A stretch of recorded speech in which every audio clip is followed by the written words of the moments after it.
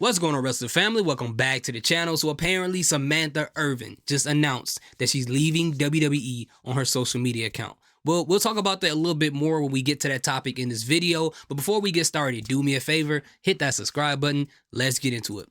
What is going on, guys? It is WrestleMania here, back with some more news. Join us now as we look at the wildest news stories and rumors you need to know, including Vince McMahon is a sick man. Breaking news as Samantha Irvin is now leaving WWE. An update on Smackdown's expansion. AEW and New Japan Pro Wrestling made a huge mistake. Sting signs a new deal with AEW. Is a new WWE TV show on the way? Jacob Fatu dropped a ton of weight for WWE and much more. Be sure to subscribe and hit that notification bell for daily wrestling videos and follow us on Facebook for exclusive lists. Also check out our new videos on WrestleMania XL. And now let's do the intro and get straight into our first story.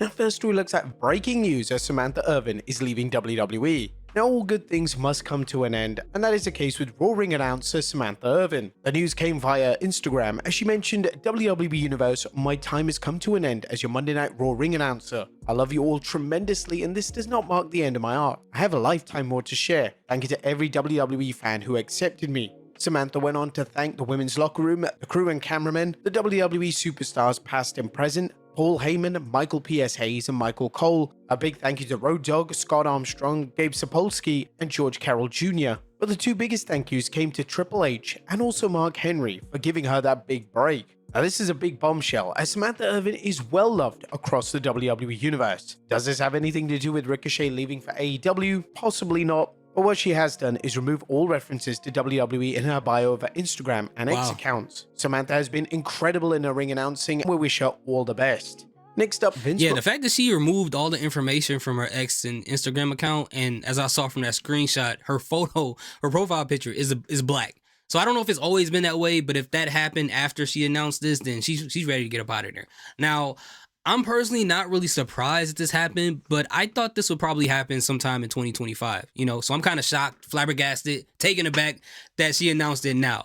And, maybe this is just the announcement and her departure will happen in 2025. I don't know. It don't really matter. As long as she's pursuing something that will make her happy, that's all that matters at the end of the day. And Samantha herself, she just seems like a person who's too multi-talented to get, I don't want to say boxed in, where she's just satisfied in working one of her talents, right? Obviously, she's great as an announcer. The amount of emotion and passion she puts into it when she announces the wrestlers, or even when she's sitting by the announcement table, how emotionally involved she gets in the matches that she sees, it's a breath of fresh air as an announcer. But we also know that she's a really talented singer. She does great photos, things like that. So she got different avenues of where she can choose to do it, and whatever she pursues next, I hope she has the best of luck in that situation. Now, I will say this before we move on to the next one. All you people who was online, who came out of the woodwork when you found out that Ricochet was going to AEW, and you was like, oh, Ricochet leaves WWE, he gonna lose this girl. What y'all gotta say now, bro?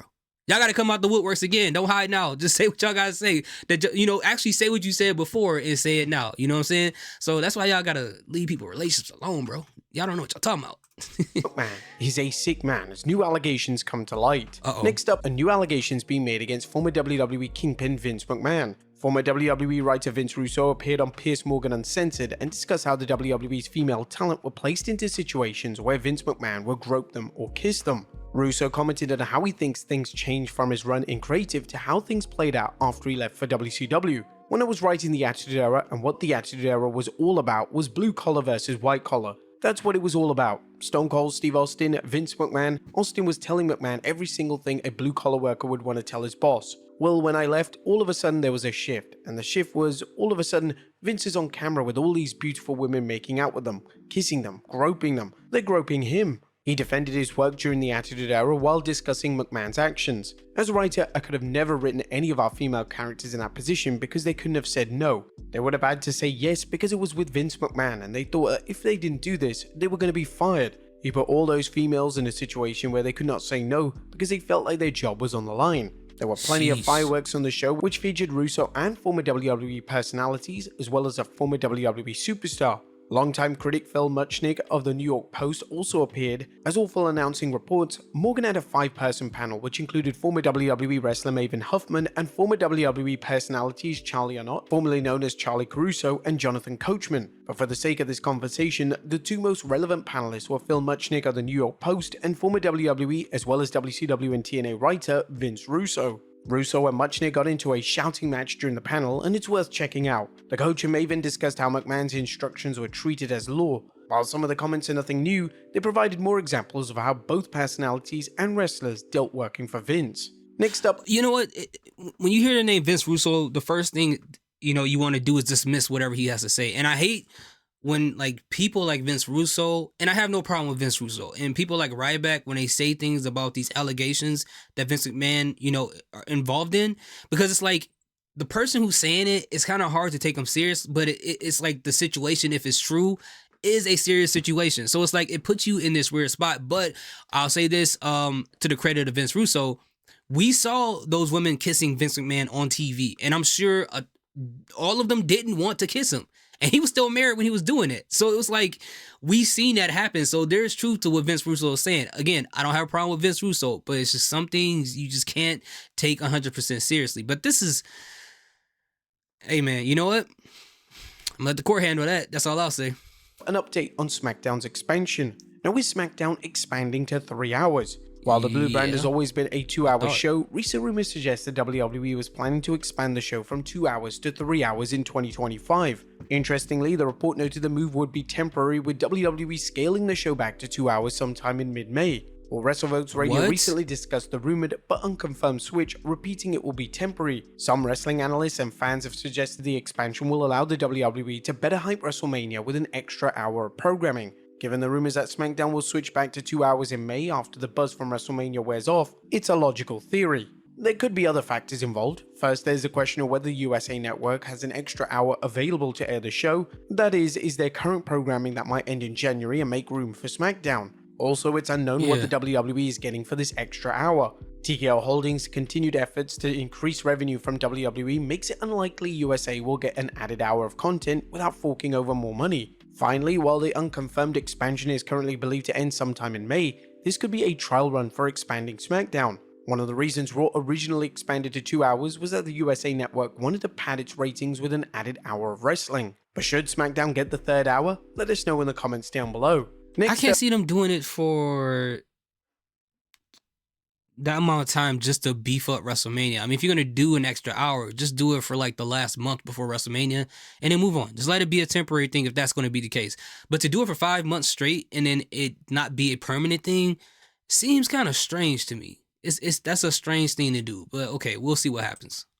Who selected the Wyatt 6? Now, the Wyatt 6 have impressed the WWE Universe ever since their June 2024 debut, with Bo Dallas, Joe Gacy, Nikki Cross, Eric Rowan, and Dexter Lumis all seeing their careers rejuvenated by their presence in the group. Now, as fans know, Bray Wyatt's brother Bo Dallas played Uncle Howdy, but how do they choose other wrestlers to fill out the group? Well, Dallas recently chatted with USA Today's Jordan Mendoza to reflect on how his brother's tragic passing nearly led him to retiring and who was responsible for assembling the Wyatt 6. I didn't know if I wanted to continue without my brother, but as this has gone forward, I realize he's with me more than ever.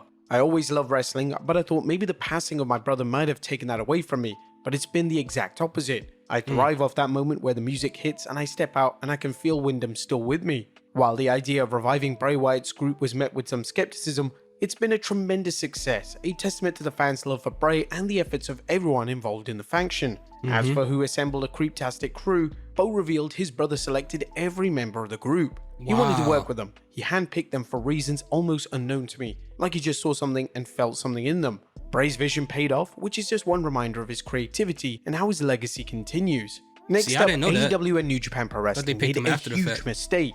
AEW and New Japan Pro Wrestling are now taking steps to make sure they don't provide advertising for wrestlers set to leave for the WWE. AEW and New Japan's collaborations like Forbidden Door have given fans a chance to see wrestlers not only from two promotions but beyond. Unfortunately, they've also featured wrestlers who jumped to the WWE not long after, in effect giving them a big spotlight. For example, current NXT superstar Stephanie Vaquer appeared at this year's Forbidden Door battling Mercedes Moné in a well-received match, as Vaquer was working for CMLL at the time. But things got interesting when Vaquer signed with the WWE as she pulled out of the previous wrestling commitment she had, upsetting promoters.